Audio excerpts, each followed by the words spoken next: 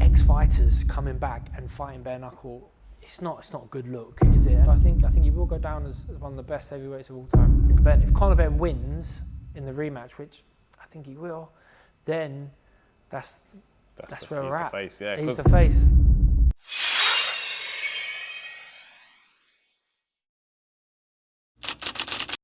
Right, welcome back to Fight Lens in association with Sporting Talk for our monthly update with George Groves. George, thank you for joining us. Let's get straight down to business. David Haye has confirmed that Derek Chisora will face Dillian Whyte in his 50th and final professional fight. What do you make of that? Has he, yeah? That's a good fight. It is a good fight. It's a very good fight. It's a trilogy, isn't it? It's a trilogy. And is it 2-0? Is it 2-0? 2-0 Dillian Whyte, Yeah, that's I think right. so. So, I mean, he doesn't quite level the score, but maybe that might be something. He stood the test of time a little bit better, Derek Chisora. Obviously, Dillian Whyte hasn't been too active in the last year or two, I don't think. So, yeah, that could be that's a fun fight. The first two were epic bouts, to and throw in, and then I remember one fight. It was the first or second fight. Whyte got a really good knockout in the later rounds. Yeah, late round knockout, so wasn't it? Yeah, we have to. Yeah, I'm up for that. And David Haye's usually a man in the know. I'm sure he's still working with Chisora. Maybe Chisora.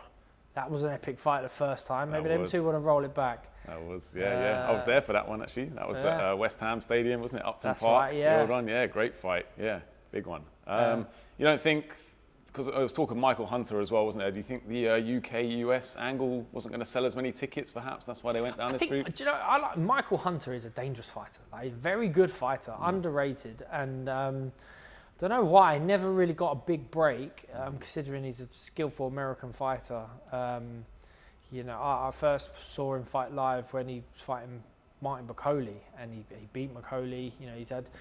He would be a dangerous fight. I wouldn't pick him for Chisora. The fun fight, in many ways, would be big baby Jarrell Miller. Yes. A huge guy. Doesn't seem that much bigger than the rest of the heavyweights, except he's 100 pounds heavier than everyone else, isn't he? It's a big weight difference. Big weight difference, but loads of smack talk, trash talk in the build-up, I am sure. And an all-action affair. Jarrell Miller throws a lot of punches, whether he's on the gear or not. And Chisora, he brings the heat as well, certainly in those first few rounds. So that's a fun fight. I'd certainly be up for watching that. Let's stick with the heavyweight division for a minute. Boxing analyst Max Kellerman believes Alexander Usyk's resume is a little thin compared to some of the heavyweights from the past. What's your take on that? Yeah, I mean, it's a strange one. I think there's always that recency bias. When people retire, they age well. I would have been young. I remember watching Lennox Lewis, but I remember people not being everyone was talking about Tyson when Lewis was, the man. And then since he's retired, he's gone down as one of the best British fighters ever. We claim him certainly, even though he won a medal for Canada. We have him. Lennox, he's ours. And one of the best heavyweights of all time. Effective, big, strong, great boxer, great jab. And when you do go back and watch him, you're like, he was really good. He was very good. But I think in time to come, we will look back at Usyk and say, man, this guy was really good too. Gave away a lot of natural advantages in terms of his size against an Anthony Joshua and Tyson Fury. And maybe just at the moment, people are like, well, maybe Fury was overrated and maybe Joshua was overrated. So therefore, Usyk's achievements of beating them don't quite count. But he's pushing 40 now, Usyk. He's been a pro a fair amount of times. It's a different era. Guys, heavyweights don't have the amount of fights that Ali had, that even Tyson had, Holmes had. It don't work like that. So he's never going to be able to. He beat what's in front of him comfortably. So I think he will go down as one of the best heavyweights of all time. I think I'd agree with you there. I mean, his advisor, Sergey Lapin, claims that Usyk's going to fight 5 more times, which seems hard to believe, but there are fights out there. Obviously, Moses Itama is probably one of them, but then you look beyond that, who are the other 4? Who could you see? Yeah, I think maybe that's how you build your legacy. You just have you around that much longer and you just have a few more names under your belt, and maybe it won't be any magnificent fighters, Joe Parker's got to be there. But yeah, we've got Joe Parker. Moses Itama. Who else there? There's maybe Michael Hunter, like we said. Michael Hunter. His name, it's not Madrimov, is it? It's Madrimov is out there. Madrimov. You know, there's a couple of heavyweights out there that, sure, as time comes. Murat Gassiev could be one as well. Maybe. Gassiev, yeah, I hear Gassiev's fighting for the WBA in December, against Dubai. Kubrat Pulev, I think. Yeah, that's Pulev. Right. So, you know, he's already beat Gassiev. Yeah, beat him as a cruiserweight, maybe beat him as a heavyweight. Yeah. But you wonder, like, what's the motivation for Usyk to keep fighting? Is there any motivation? But maybe just being the man, being the boxer, earning the money. That's it. Being, you know, in full control is something that he just ain't ready to part ways with. That's it. Everyone says he's going to pass the baton over to the next, but maybe he's thinking, no, I don't want to yet. I want to still stay up there, cement the legacy, like you said. So. And they're not rushing Moses Atalma either. You know, he got matched in some final eliminators. I can't remember who it was right now off the top of my head. People have been running away from him, really, haven't they? Yeah. No one seems to want to actually. Well, after what he did to Dillian Whyte, it's kind of understandable. But I think they know, you know, if he wins this Punditry, then he has to fight Usyk next, and maybe that's just a fight or two too soon for him. He don't need to be rushed like that. That's true. You know, you think like Canelo had the Mayweather fight, maybe a fraction too early, and there'll be loads of other examples like that throughout history. So maybe Moses Atalma just needs a couple more years bedding in, a couple more quality operators under his belt. But yeah, five more fights for Usyk. We're in for a treat. Yeah, let's see it happen. Kell Brook will fight for the first time in 4 years in February at a show out in the Middle East. I mean, it's a tribute show to Ricky Hatton, RIP, and his foundation, which is a great cause. But does that surprise you to see Kell Brook back in the ring? Yeah, it did really when I saw that, especially because it's for Ricky Hatton's foundation. So is he donating any money he would be earning to the foundation? If that's so, then that's an amazing thing, and that must mean that, you know, that foundation, mental health, is really close to him, and something that he feels very strongly about. You always hope with fighters who climb to the top of the sport that they're not doing it because they need the money, but you don't begrudge anyone who wants to do it for money. 4 years out of the ring, though, you know, it'll be tough. It'll be tough to see where he's at now. And, you know, Ricky the same. You know, he was preparing for a fight. We saw him come back and have exhibitions. And I don't know, something about sport, particularly boxing, when you see former champions who were amazing, elite athletes come back and do it subpar, you know. Right. And there is a nostalgia to it, but it's not the same as watching Oasis, you know, at Wembley, and you're singing along, and you want to go back again the next night. I think it's slightly more uncomfortable when it comes to boxing. So if he goes through with it and he's doing it for a great cause, great for him. I hope he, you know, enjoys himself, puts on a great show. But yeah, you know, have to see. Yeah, I hear what you're saying.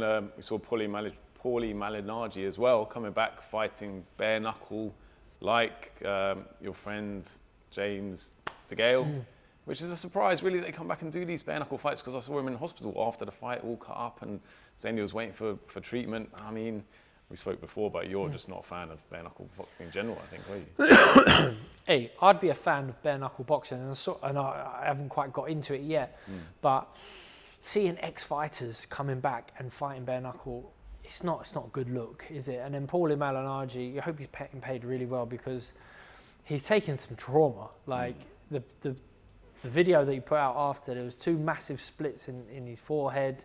His face was visibly swollen.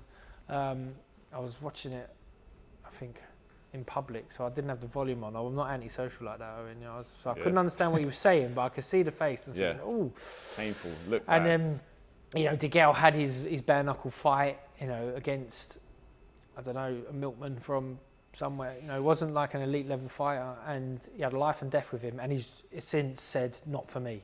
So good for him, not for him. I'm sure he was hoping for a spectacular knockout win and then maybe get called up into a misfits and actually have a bit of influencer boxing. And you can see why ex-fighters would chase influencer boxing, but bare knuckle, guys, it's brutal, man. It's not for us.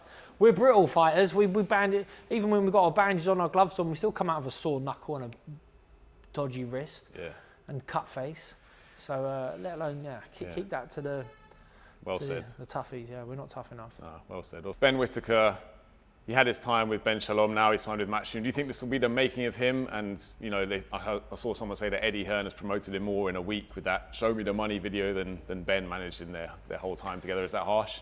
Yeah, well, it might be true. If it's harsh, it might still be true. True. I think Eddie's paid big bucks for Ben Whittaker, and he's bought a ready-made star.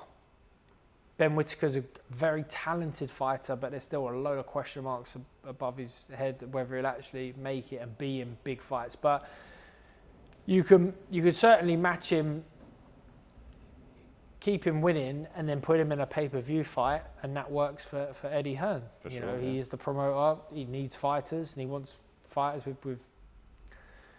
He's bought a fighter who ain't far off pay-per-view status. Star quality, isn't he? He reckons he needs 9 months to get him ready for a world-level fight. But by that point, he'll almost be in his 30s. Have the best years slipped by for Ben Whittaker, or can he be a world champion? He turned pro late, and he had it was a shoulder injury where he had surgery, so it must have been quite significant as he turned pro. True. So he had to bide his time, and he got pressed and pushed relatively well at the start, but then he had that fight with Liam Cameron, yeah. And there were question marks over his head. Obviously, he's won since. He was never going to have an opportunity to fight 8 times in the first year, and maybe he should have. Maybe like an Italma, who surely wasn't on mega money, but he's boxing so regularly just to get that experience early on. Yeah, keep the cogs could have been the same for Ben Whittaker, but I'm sure he'll say that his career's gone perfectly. He's got millions of followers online, which in many people's books is success. Whether he can convert them into pay-per-view sales, time is yet to come. And whether he can beat Callum Smith, whether he can beat Joshua Buatsi, Anthony Yard. Yeah. He's not. I don't think you wouldn't put him in with any of those guys yet. But in 9 months' time, when he's talking about fighting world-level guys, that's not even Eddie Hearn saying, I've paid all this money for this guy who's going to be world champion in 9 months' time. So I'm going to put him and see how he goes. 9 months' time, we'll find out. Yeah. He's linked up with Andy Lee, who's an exceptional boxing brain. I'm sure he's a very good coach, and will help him, not just technically, but I'm sure will help him mentally, emotionally, because we've seen him in tears already. And boxing is a tough sport. Yeah. You'll have had to do some maturing over these last kind of 18 months, hasn't he, since those Liam Cameron fights? The emotional impact of that, I think, he said he got some abuse online, whereas before he was kind of just the star boy, wasn't he? He got all the plaudits. So it would have toughened him up. Yeah, and you will get abuse because that's the way he's. There is still a certain type of boxing fan, which is very stereotypical of British culture, where we love you when you're on your way up, build you up. But then as soon as you get a little bit out of control and too big for your boots, we're happy to see you get knocked down, and then we want to see, the underdog story. We want to see you come back. Yeah. So maybe he's already had that, that knockdown through people saying he threw the fight against Cameron, and he's grown from it since. But there's still a long way to go with his career. He needs to. I really rate him, by the way. I really rate him. I think to watch, he's a very skillful fighter, very technically brilliant fighter. At times, obviously, concentrates a little bit too much on the showboating and trying to appease that part of his, personality. But if he can punch hard and he can take a dig, then I'm going to do that again because that sounds like I said take a dick. If he can punch hard and take a dig, then he might go far. He might do, yeah. The light heavyweight division, though, he's not going to beat Bivol or Baturviev. That's the next question. Probably ever. Benavidez is going to go up, isn't he? Benavidez. Go up to welterweight. Benavidez go up to cruiserweight. Cruiserweight, sorry, yeah. Cruiserweight, maybe, but that's and I think Ben Whittaker's a big light heavyweight. I think that might be his undoing. It's too much of a big jump to move up to cruiserweight. He's a very big light heavyweight. I can imagine it's tough for him to make that weight. That might be why he's being a little bit more selective with the amount of fights he has, and getting in at championship weight. But yeah, when you've got the domestic scene of the guys who are experienced but still floating around, like your Callum Smith, your Anthony Yard, your Joshua Buatsi, who have still got maybe best to come. Yeah. And then of course you've got your Craig Richards and a few others. Some great domestic dust-ups there for him, yeah. Absolutely. To get on the road. Dave Allen fell foul of Makhmudov, the big scary Russian. Now there's talk of this Matchroom curse. We saw the documentary, AJ getting knocked out. Dave Allen signs up, he loses. Do you think there's anything to that, or it's just a case of bad luck? Maybe. I just think there was the Sauerland curse, and I felt so sorry for him because I signed with him and lost my first fight. And then, they went on a bit of a run of unlucky with their UK signings. But maybe. I think that was a tough fight for Dave Allen all along. But that's not why people buy into him anyway. He's in some ways a larger than life character. Everyone wants to know him, everyone wants to be his friend. He's so down to earth, and the down to earth guys are the guys who get beat. Your Ben Whittaker, who's not down to earth, he can't get beat. But right. your Dave Allen, whether he wins or loses, he probably still comes out with more value. Probably got his best payday of his career. He's happy with that. Yeah. And do you know what? Like, so much needs to be said for that. And if it is the truth, and you hope it is the truth, because we talk about fighters struggling with their mental health at the end of their careers, but really you have to keep a grip on reality during your career, because if you lose grip of reality during your career, you certainly got no chance at the end of it. Because you have a crisis of identity, not knowing who you are and where you belong. If you're no longer the fighter, if you're no longer getting paid life-changing money on one night's work, you have to come to terms with that. And it seems like Dave Allen, he's had a bit of a roller coaster ride throughout his career. He's had some lows, but some sensational highs, and seems happy and content with what he got in our boxing. So I hope that is the case. It's a good place to be. Wise words from George Groves there. Yeah, be happy with what you've got. Don't always keep pushing. Do you ever find it hard being critical on air, knowing you've been in the ring and you know what it takes? Bravery-wise to step in there? No, I don't. It's like I feel like I've got a free pass. Yeah. I can say what I like because I've been there, done it, and I've experienced it, and I have experienced quite a lot. Sure. Dizzying heights of success and nauseating lows of defeat, and everything in between. I've had people boo me on the way into the ring, cheer me on the way out, and then a year later not even bother to tune in. So roller coaster of emotions. It's and it is a lot for a lot of people to compute and contain, but ultimately if I love being ringside, calling the fights, being hopefully eyes and ears of someone who's experienced it and try and articulate it for a way that your hardcore boxing fans can understand as well as your casual boxing fans can understand. But I think I've got to pass, and if someone ain't performed, then I can call them out on it. Let them know. And at the same time, if someone's done better but they're not quite getting the credit for it, then I'll leap to their defence. Sometimes you'll say something and you're like, ooh, have I been a bit too harsh? Have I not? I'm not quite good at doing the clickbait stuff yet. Wait a little bit too, rendered him unconscious. Like, I need to put that in the regular vocab. So I think I'm lucky. I get a pass. I think you're great. Yeah. Have you ever had anyone call you out for something you've said about them or their performance in the ring? Maybe. I can't. I mean, definitely when I was boxing, everyone called me out for what I was saying, and obviously I was being provocative a lot of the time. Yeah. I'm not here to. When I am calling a fight, I don't want the fighters to watch it back with their family and go, you're being too harsh, or you've ruined that for me, because I've had times where I've watched my own I've watched my own fights back and thought the commentary wasn't up to scratch, and it sort of ruins that fight for you. You watch it on mute. On mute, yeah. Or you try and find the American broadcast, see if they're any better, yeah? Sometimes I've watched it in Polish and with subtitles. But, you give constructive criticism or constructive feedback. Yeah. I'd love it if a fighter watched the fight back and then said, and if there's a bit of analysis that I'm giving at the time, I go, actually, he's right. Maybe I will work on that in the gym.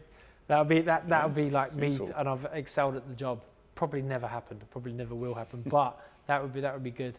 I can't think now if anyone's come and give me stick. I remember I remember Dillian Whyte sticking it on me when I asked a question about the failed drugs test, and we was doing a broadcast out in Saudi, and it was Joshua fighting out there, and he's like, I can't talk about that. Yeah, sounds a And bit I was tense. like, okay, but what are we supposed to say? Like, Brush because it under the carpet. you're now fit to fight.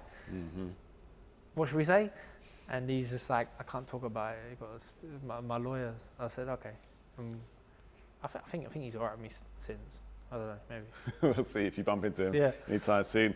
Eddie Hearn and Dana White have had a bit of a back and forth recently. Hypothetically speaking, if they were to get in the ring, get the gloves on, who's your money on? Oh, I don't know, because Eddie's tall, but Rangy. I think he's a bit fragile. Do you know what I mean?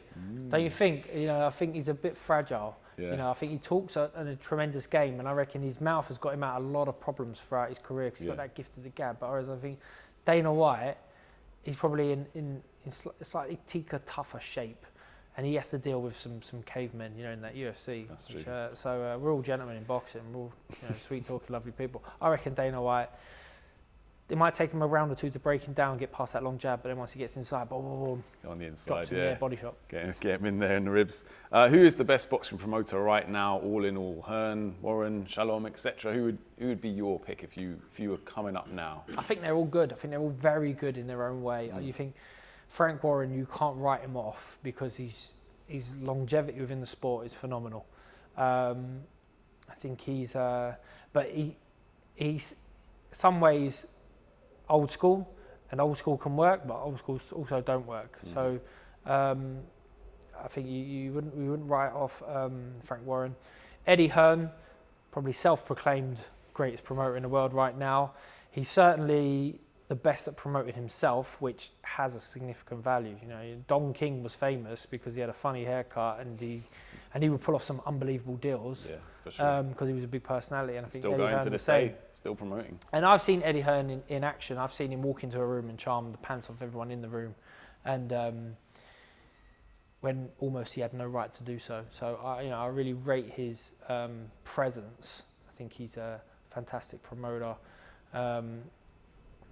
And Ben Shalom, he's getting some deals done. Like, you can't write off a guy who made sure he was in the right place, right time to fill that void when Eddie left, and came out of nowhere.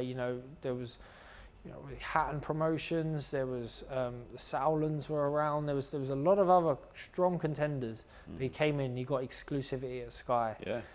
Almost felt like there was no room, but then he made room. Yeah. Fair I mean, it didn't. Some people say it didn't work out for him. He lost his deal with Sky, but then he announces a deal with BBC. If this BBC deal comes to fruition and might change the landscape of boxing right now, back to putting it on the main broadcaster, free to air. Yeah. And we'll find out what BBC's reach is. We don't know, because it was a long time ago they were covering boxing, the Audley Harrison days. But time has changed. The online platforms are so much more bigger than they were, prevalent, and much the more. audience so much diverse. But so I rate Ben Shalom for being able to pull off these deals. I think, who knows the most about boxing? Grassroots boxing. Probably none of them. You think? Yeah. Yeah. Well, I've seen because they're coming at it from a different angle. I don't know what they know about spotting talent, whether it matters. That's the accusation I've seen levelled at Matchroom sometimes. They just wait for the Olympics and they cherry pick who's done well at the Olympics, or then they wait for someone to have a son, and then the son grows up. They've gone after Kevin Mitchell's son, I saw. But I think they're either going. They're not. Warren will sign a lot of fighters, and maybe some will come through. Hearn seems to be a lot more selective. Yeah. Fair. He's got Pat Brown. He's got Teo Thang. What was his name? Oh yeah, the big Thang. Yeah, heavyweight. Yeah. Big heavyweight. Looks brilliant. Ex-rugby player. Yeah. And he's decided that Ben Whittaker's coming to me. Do you know what I mean? He's made a statement with it, like there's only one place he can go. And in terms of the promotion, if we saw the video they did to announce it. Great. Top work. Great. And Eddie, the thing with Eddie, he done a great Jerry Maguire. That's probably not the first time he's done it, has it? He probably done that speech a couple of thousand times in the mirror. Probably I reckon. Yeah, he could be onto something there. I reckon that was Kalle Sauerland's, he's Nick Kalle Sauerland's dream as well. Kalle Sauerland's got a lot of Jerry Maguire about him as well. Yeah. So, yeah, I wouldn't pick between them. Fair play. Now, as we look, we're heading towards 2026 now. We're in October, not long to go. Who's the real face of British boxing for you currently? Yeah, the face of British boxing. That's a really good question. You want to put someone on the front of because Ring Magazine representing. You're like, who are the big world champions? You're like, I don't know, because you got like Nick Ball's a great fighter, but he's not a household name. Hamza Shiraz, you think he's going to be a big name in the future, but he's not blow quite up there. next year. Yeah, he's heading there. Adam Azim, there was so much hype around him, but he ain't done nothing wrong, but that hype has sort of diminished lately. We might see him back in action, back to major winning ways. And Conor Benn and Eubank, are they the face of British boxing? They're the ones that everyone knows about. They're going to have the two biggest fights domestically of the year. It's got to be it. It's probably one of those two, maybe even Conor Benn. If Conor Benn wins in the rematch, which I think he will, then that's where we're at. He's the face, yeah. He's the face. I asked Tony Bellew, he said it's still Anthony Joshua. But he's got a bias, isn't he? He loves Joshua. Like, he might be blinded by the Joshua thing, but he sees it from a totally different angle, and he has a friendship with Joshua. And Joshua, in some ways, is still the face. But I feel like he's retired, and I feel like Fury's retired. So recency, you can't have a retired fighter as the face of boxing.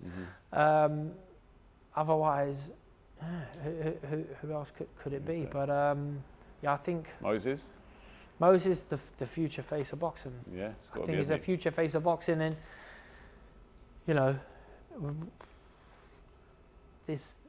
he's opening up a bit more now. We're seeing a bit more of the personality, which we will need for him to be. Yeah, next year's going to be his year, isn't it? I think. Yeah. And we'll believe in the talent, but everything's going to get a little bit slicker. The social media presence is going to be a lot slicker. The interviews will be a lot slicker. And I'm looking forward to that. Yeah. You think we're going to see any more drama in the build-up to Conor Benn and Chris Eubank Jr. The rematch? Is going to be any more eggs, or is it going to be a bit more of a toned-down promotion now? Well, I think it's got a lot to try and live up to. The first one was so good, and you can reinvent the wheel so many times, but if Eubank Jr. shows up in a new Louis Vuitton jacket, will it be that much different from the last few he's worn? Conor Benn, the KFC one. The KFC, yeah, exactly. So you get to those levels where the fight, everything is thrown behind it, and he gets, anything is newsworthy. But in terms of egging Conor Benn at away, and then they pull in the dad, Eubank Senior showing up out the back of the taxi, or happens at the back of a Rolls Royce maybe. And you knew it was coming. You knew it was coming. It was the end of that series that you've been watching on Netflix. And halfway through, you have been typing on your phone a bit, and you are like, no, come on, watch this. Don't lose track of it. And then a couple of episodes in the middle, you're like, oh, come on, because the final was going to be good, and the final was good. The final was good. They came out, they pulled out all the stops, and the fight delivered. Yeah. So I think both fighters, if they just talk about the war that we're going to have at the end, that's more than enough for us casual boxing fans and some of the hardcore boxing fans to be like, I can't see anything else apart from a war. You can't see Eubank coming out and trying to box, or even Conor Benn coming out and trying to fight off the back foot. They both got to close the distance. They've got to punch inside and see if they come on top. And someone's got to land heavy on the other guy, because neither guy will want to have another 12-round dust-up like that. Yeah, took a lot out of them. Well, let's leave it there for now, because we've got a round-table discussion with yourself, Carl Froch and Tony Bellew in the lead-up to that fight. So stay tuned. That's going to be an absolute banger. Subscribe, like,